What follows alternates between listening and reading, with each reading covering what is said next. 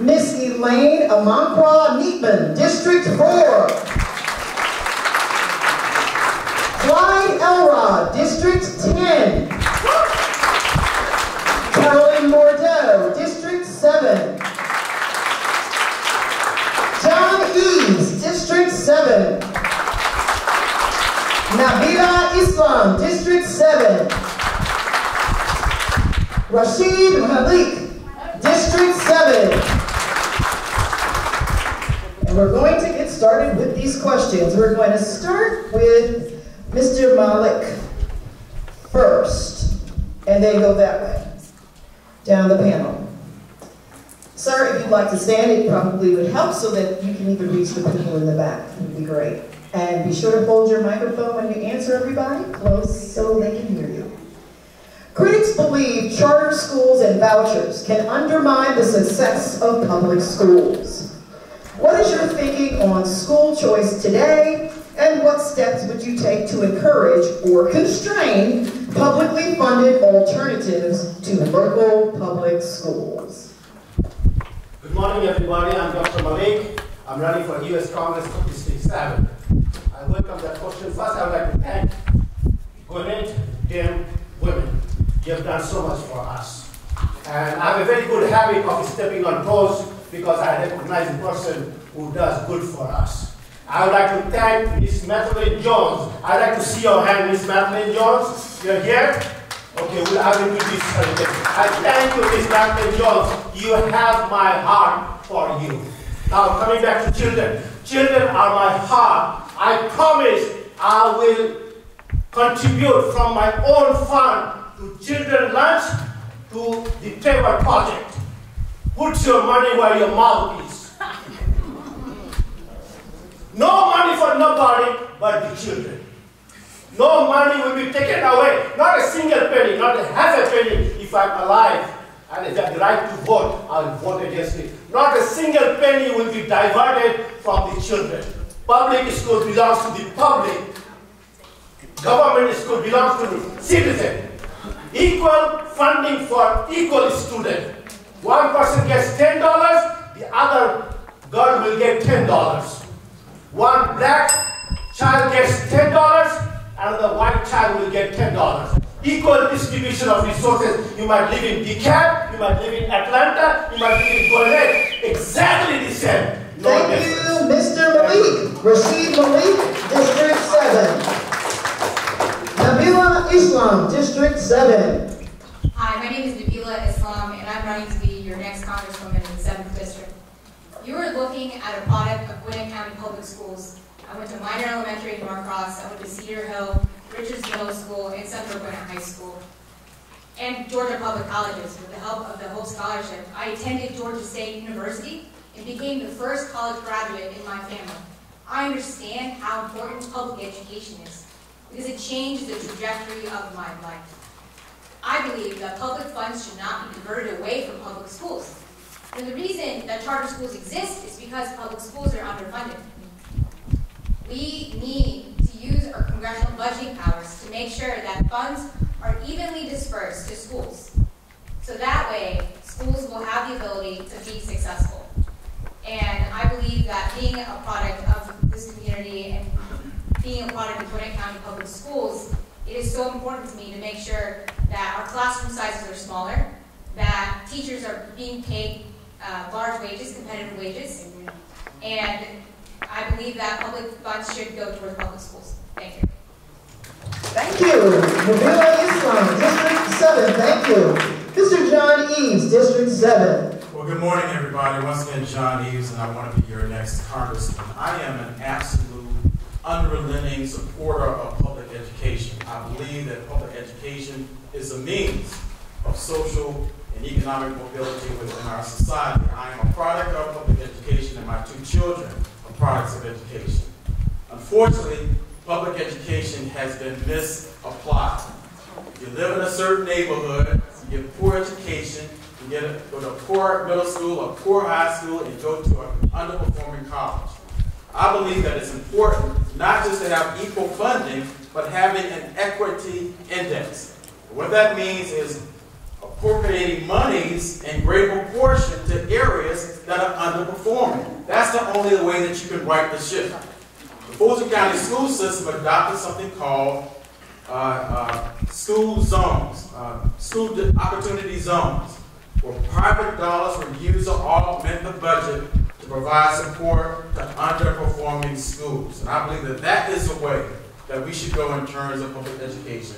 An equity index, providing additional dollars to underperforming schools so that they can get up to higher standings. I believe that charter schools can play a role, but a very, very minimum role in terms of addressing specific populations that need help. Thank you so much. Thank you, Mr. John Eaves, District 7. Ms. Carolyn Bordeaux, District 7. Hi, I'm Carolyn Bordeaux, and I am also running for the 7th Congressional District. So both of my parents were public school teachers. My son goes to public schools, and when I think about the most important person in my life right now, it is his 2nd grade teacher, who is helping him finalize sort of learning how to read, learn math, science. Is such an important role. The federal government only gives about 10% of a school district's budget, so the role is limited from the federal level. But there is a role for charter schools in creating innovation and helping address really low-performing schools, but they need to happen under the umbrella of the public schools as a whole, so that they are public charter schools, where you can have a school for the arts, or you can have a school for certain populations that want something innovative. The federal role, though, needs to be in making sure, yes, that we have equity across our schools. It doesn't matter what your zip code is, the quality of your education. We need to invest in our teachers. We need to make sure that we have universal pre-K so that all of our children are starting school ready to learn. And those are the things I will commit to working towards as your next Congresswoman. Thank you. Thank you, Carolyn Bordeaux, candidate for District 7. Mr. Clyde Elrod, candidate for District 10. All right, sorry, I had to make sure it was still in the morning. Good morning, everybody. Good morning. Sweet. Like I said, my name is Clyde Elrod. I'm running for Congress in Georgia's 10th Congressional District in 2020. I went to school in Athens. Went to Athens, Cedar Shoals High School, and I had a semester of college. Most of my education was based in public schools. And the thing I see is, beyond budgets, we look at the actual education that we're giving people. We don't have classes like home economics anymore. We don't have classes that actually help teach students how to take care of themselves, how to manage a budget, how to apply for a job. Those are key things that we are missing in schools right now. Of course, budgets are a key thing. We do need to look at how we spread the budgets. As the previous candidates have said, they have really good options.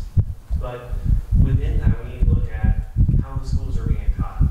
All the classwork, yes, it's great. We're doing math, science, and all that. We don't have a lot of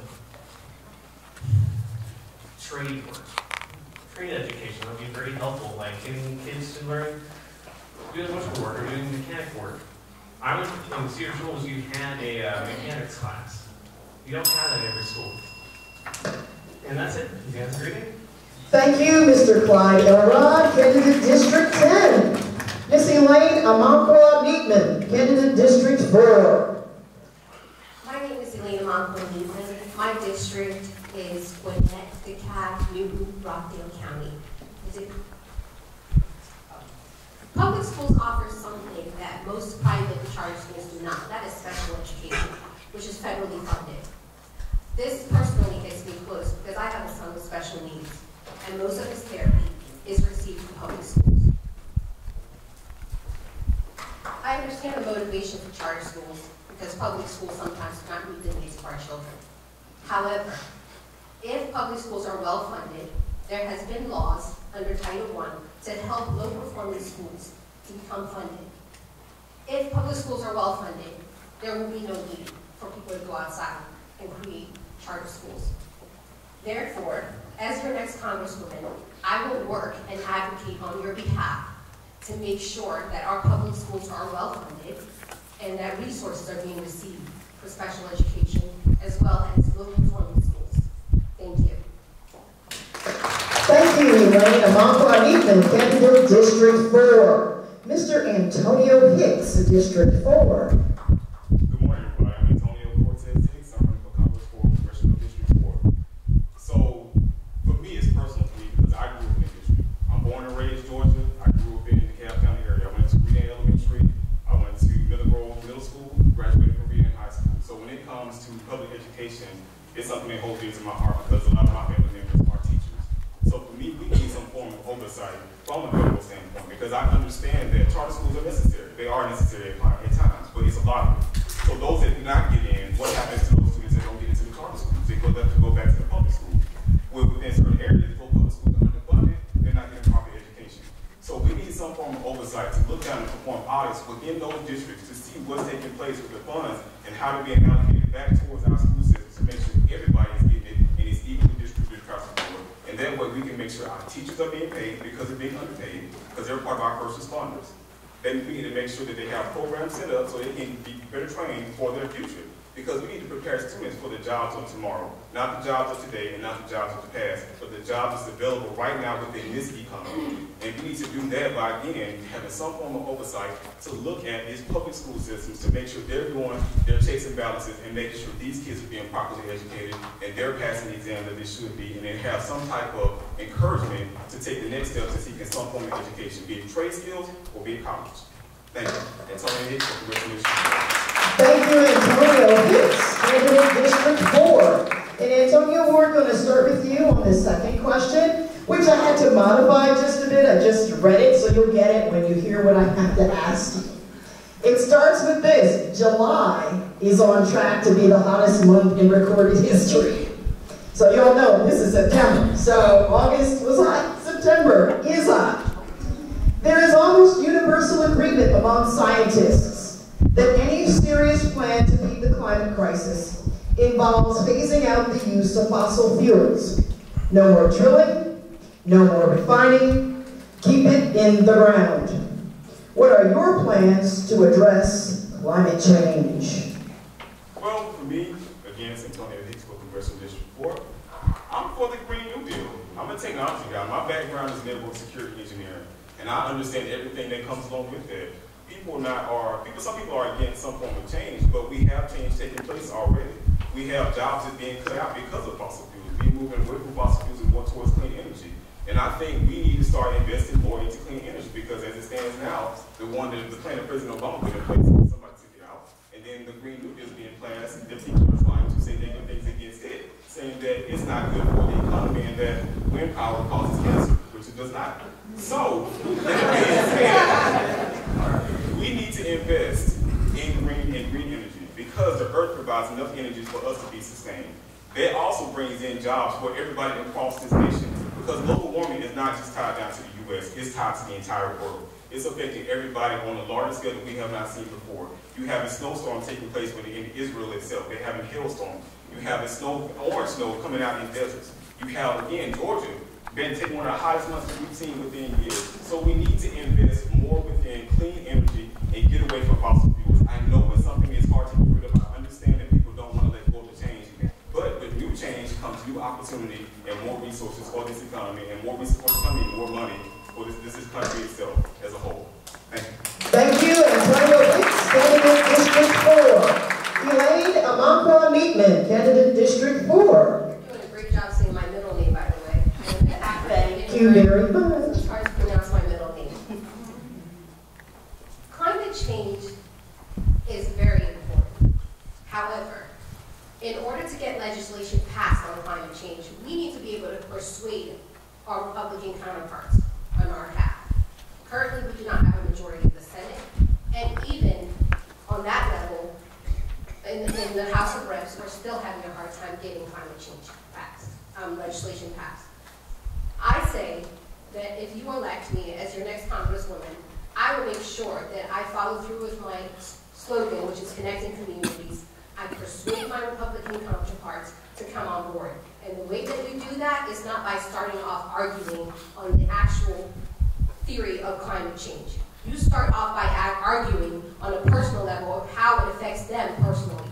If, as a female in a predominantly Republican church, because I'm a Christian, I have had this conversation several times with Republicans, and I have managed to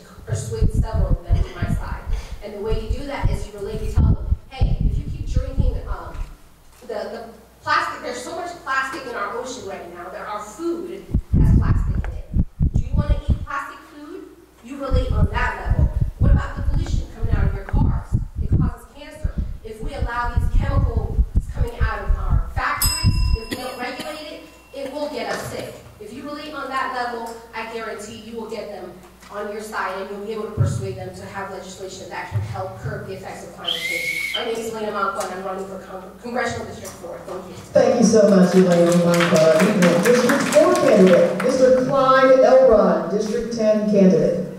Hello. Again, my name is Clyde Elrod. The environment is a key thing in my platform. I've had a Georgia State Park Pass for many years, along with the U.S. State Park Pass. You know, I love going out hiking and seeing the world. I've been lucky enough to go hiking through Sequoia, Yosemite, Yellowstone. I've been able to sit there and watch the sunset on the Grand Canyon. It's beautiful. It's also kind of sad, because every time you see a sunset, you never know if you're going to see that item again. So, like a Sequoia, the tree I drove through, there's a tree you could drive your car through that's no longer there because of fire.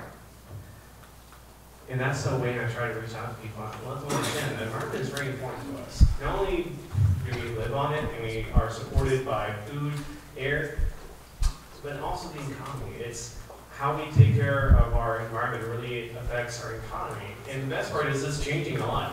Did you know Georgia has a lot of solar farms now? Solar farms? It's amazing. We're already heading in that direction. We're forcing people, there are certain policies you can enact to help get people to move to a greener society. Heck, 2020 NAC codes are changing where you have occupancy sensors in your rooms to limit the use of power lines. We can head more in that direction and help in a financial way. Thank you, Clyde Elrod, candidate District 10. Ms. Carolyn Bordeaux, candidate District 7. So climate change is really going to be one of the great defining issues of our generation going forward. What is happening? We're burning fossil fuels, it's releasing carbon, it's in our atmosphere, and it's causing the Earth to heat up much faster than it should. This is causing flooding, it's our hurricanes are more powerful, it's causing fires. The Greenland ice sheet is melting 4 times faster than expected, which is going to cause massive coastal flooding. At the end of the day, what this is going to mean, that vast swaths of the Earth potentially are going to be unlivable. Right now, we're dealing with a crisis over about 100,000 refugees and people trying to cross our border. What is it going to mean when we have 100 million people trying to come into our country, cross our border, or to cross into other borders? So really thinking about what this means is very important. It is absolutely essential that we start to address this quickly. We need to re-enter the Paris Climate Accord, and then we need to negotiate it to get to the end points much more aggressively.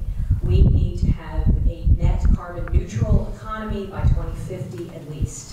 And this is going to mean it's a challenge, but it's also an opportunity. It's an opportunity to invest in green jobs, and to invest in the economy of the 21st century. We are going to have cars that are electric. We're going to have to invest in transit, something we already need. So it's going to help us. And Georgia's 7th Congressional District is very well positioned to take advantage of the economy of the 21st century. Thank you, Carolyn Bordeaux. Candidate District 7, Mr. John Eaves, District 7 candidate.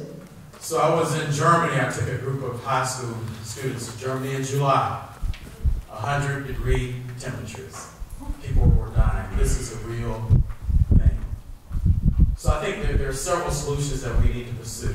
Number one, the United States should get back into the Paris Climate Agreement. This is an opportunity for all the countries in the industrial world and developing world to get on the same page in terms of reducing the carbon footprint that we have. So we need to get back into the Paris Climate Agreement. Number two, we need to do something with the Green Deal. Very aspirational in terms of tying green jobs to the economy, of the effort to get into renewable energy to the economy and job creation. So I'm very supportive of that. But number three, the federal government can play an incredible role in terms of incentivizing local governments and corporations to convert towards renewable energy options. As chairman of Fulton County, we received an energy grant from the federal government. Only $1 million, but with these dollars, we converted lights into LED, the LED light. We converted, did conservations of water and hand drying instead of using paper towels. And so there's a role that the federal government can play in each of those areas, especially in terms of incentivizing the grants. Thank you, Mr. John Eaves, candidate District 7. Nabilah Islam, candidate District 7. We need to take bold progressive measures when it comes to combating the climate crisis, right? It's no longer climate change, we're in a crisis mode. We have to move away from a fossil fuel-based economy to a renewable energy-based economy, which includes solar, wind, and hydro. And while we're combating this climate crisis, we cannot forget our frontline communities that are being hit the hardest in this crisis. That means folks that, because of pollution, their water is not clean. Because of pollution, their air is unbreathable. And because so many low-income people live in old homes, their homes are not energy efficient. And while we move to a renewable energy-based economy, it's going to create millions of jobs, thousands of companies. As mentioned, Georgia is becoming a leader in solar energy. We're building a solar power plant in South Georgia, the biggest in the Southeast.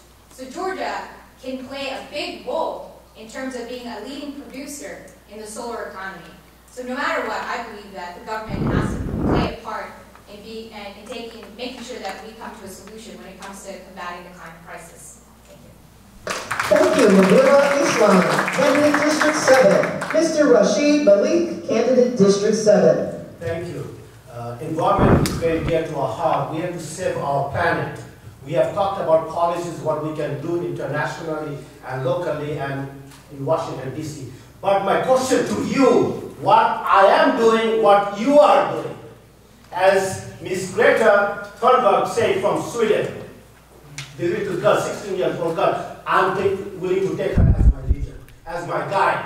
She said, restore this planet, protect this planet, find funding. It will just take $2 billion all over the world to plant trees.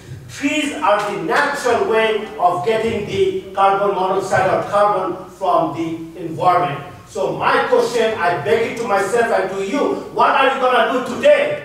Today I'm going to go home and plant a seed. I'm going to put it in my Facebook, watch me. And I will challenge you to do the same.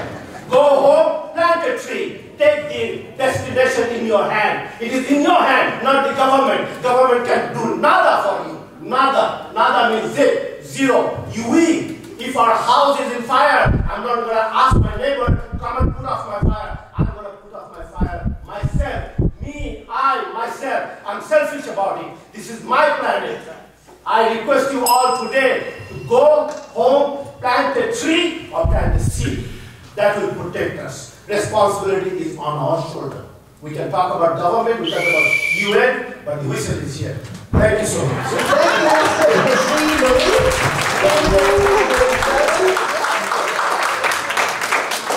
And fortunately, we have time and opportunity for a third question. Yes, sir.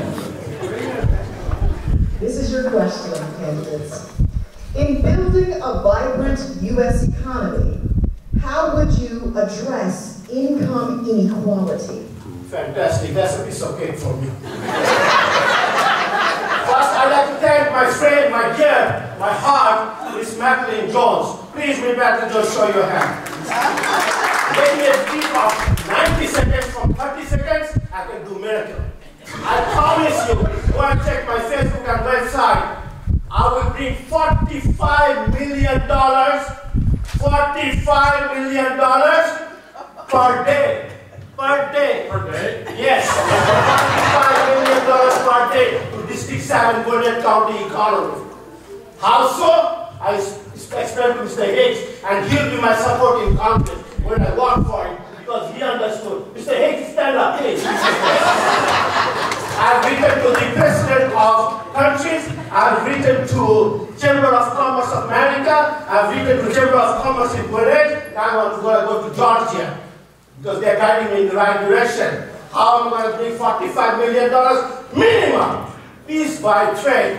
Also, Bangladesh has a population of 180 million. I work with the highest level in Bangladesh. Every citizen will spend 25 cents, $1 into District 7 economy buying food, nutritious food. They need food. They need to grow mentally, they need to grow physically. It will be good for us because we can import it labor force. Again, the bell is bothering me. I'll bring $45 million. Ask me personally. I'll explain to you. I wrote a book of entrepreneurship. Mr. Malik, Rashid Malik, candidate District 7. Ms. Nabilah Islam, candidate District 7. We've been cutting taxes for the wealthy and corporations. And look where it's gotten us. We need to make sure that, look, we need a fair tax system that taxes so that the wealthiest and the corporations are paying their fair share, and the middle class is not burdened. In our country, wealth inequality was at its lowest when our unions were at their strongest. We need to get rid of right-to-work laws and make sure that we give unions the opportunity to become strong and workers' rights are strong again. And also, we need to increase the minimum wage to a living wage, starting at $15 an hour. We have an opportunity to give small businesses and minority-owned businesses subsidies, not large corporations. Our tax dollars go to large corporations in billions of dollars to subsidize them, and they pay $0 in federal taxes. So overall, we need a fair tax system, raise the minimum wage to a living wage, and strengthen our unions. Thank you so much. Thank you, candidate District 7. Mr. John Eaves, candidate District 7. So one of the greatest contributors to the widening income gap in this country is the over-incarceration of black men in the criminal justice system. In 1970, only 300,000 people in this country were incarcerated. Now it's 2.1 million. And many of them are people of color, and especially black men. And black men being incarcerated undermines the family, minimizes the opportunity for them to earn income in our society and be productive.